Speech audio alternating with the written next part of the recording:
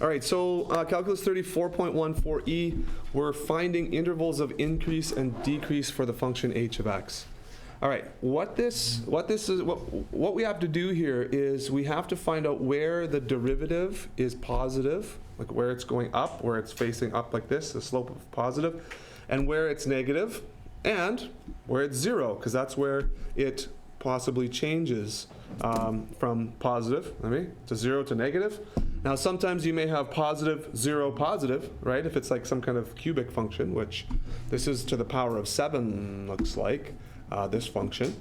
So you never know. It could be lots of turning points, right? So what we do is we find the derivative by doing the product rule. So there's a function 1, here's function 2. And so the derivative of the first times the second plus the first times the derivative of the second. Now, the derivative of the inside function is just positive 1. So that's why there's really nothing multiplied there. It's just times 1. And so if we can simplify this at all, notice that we're trying to factor. So I pulled a common factor, which is x minus 1 to the power of 3. I pulled that out right away. And I was left with this. Simplify that. And you end up with this as your factored version. Okay? Now, I got a little bit extra here, but this is your factored version of h prime. So, did you get that? Yeah? Okay, you got this far. Okay, so again, you want to pull out as many factors as possible and then kind of go from there. Now that we have this factored, okay, so now we're looking for where this derivative is positive or negative. And again, if you pick any x value and plug it in to each of the x spots here, you're going to get either a positive value or a negative value or 0. And so the easiest way to find out where those intervals all are and what those x values are is to do sign analysis. So that means, again, that we take each factor that we see, and here's an x squared as a factor. Now I split x minus 1 up three ways. I wrote it 3 times here because sometimes when you have a larger exponent, it's tough to put your positives and negatives and zeros just in the right spot when you take too many at a time. So I like to separate these. It makes it real easy. And then your 7x minus 3. So x squared, any x value that you put in there will be positive other than 0. So at 0, you'll see down here, at 0, we have 0. And then it's positive everywhere else. X minus 1, at positive 1, here's the x equals positive 1 down here. And at x equals positive 1, we have 0. And we have that 3 times. It's negative before that and positive after that. We'll do that all 3 times. Now I have some circles here from before, but I'll erase those for convenience so it doesn't have to be complicated, if I can. All right, so the 7x minus 3, positive 3 over 7 is our 0, and then negative before, positive after. So if you do your full sign analysis, you have rows and rows of factors, and now you simply go ahead and multiply the signs. So we have 2 negatives here is a positive, right? 2 negatives is another positive, times a positive. That's why we have positive down the bottom row here, okay, in this interval. We have a 0 multiplied, so this is 0 here. Down here, 0. And we have, again, a positive here, 0. There's 1 less negative, so this is negative times a negative times a negative. That's a negative.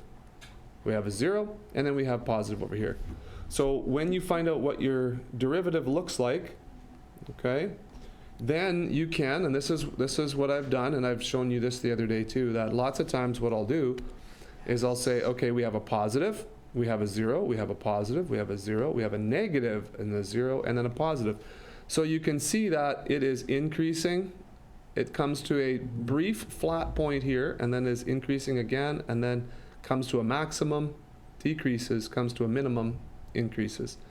So this is what the graph looks like. Now, there's a bit of a bump here that we can't really see on the graph, but there's a bit of a bump, and that's this exaggerated bump, I guess, that I've sketched out there.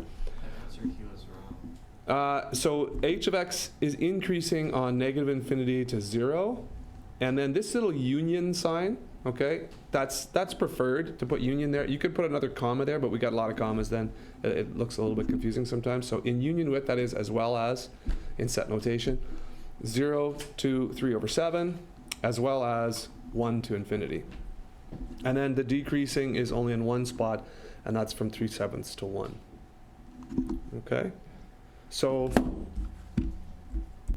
let me clarify that. You see in your answer key that you have available to you that this is written as increasing from negative infinity to 3/7. Now, technically, you will see in different places that, so at 0, okay, now the function, okay, the concavity is changing here. That's coming later when we talk about it's concave down here and then it's concave up here. So that is definitely changing. Is the function itself increasing all the way from negative infinity all the way to 3/7?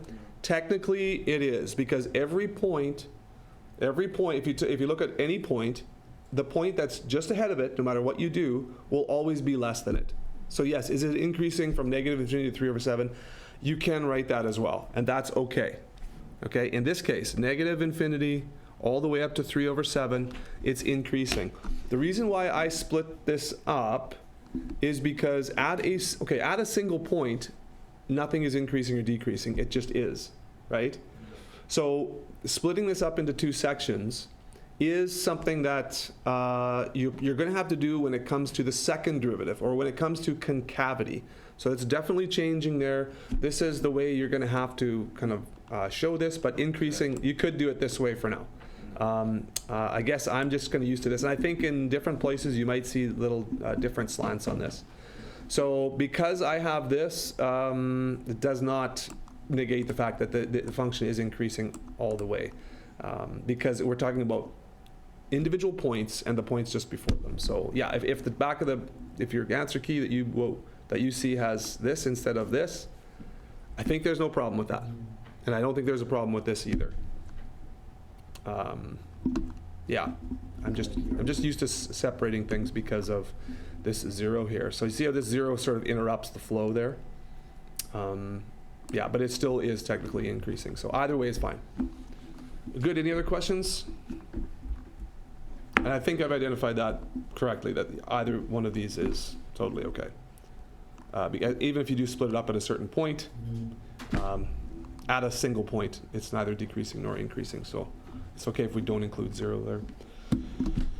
We have everything infinitely leading up to 0 and infinitely just barely beyond. So, okay, good. Any other questions about 4E? Awesome.